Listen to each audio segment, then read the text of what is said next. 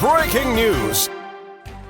Good evening, this is Alex Taylor for Roemer News. In an unexpected turn of events, Felix Epstein Roemer, previously known for controversial and criminal activities, has become a benefactor for environmental preservation by funding the Halden Nature Channel, a new platform dedicated to broadcasting the stunning landscapes and diverse ecosystems of Halden.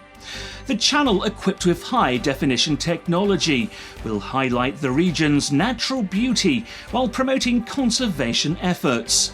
This initiative marks a notable shift in Roemer's public persona, moving from troubled headlines to contributing positively to environmental awareness and protection.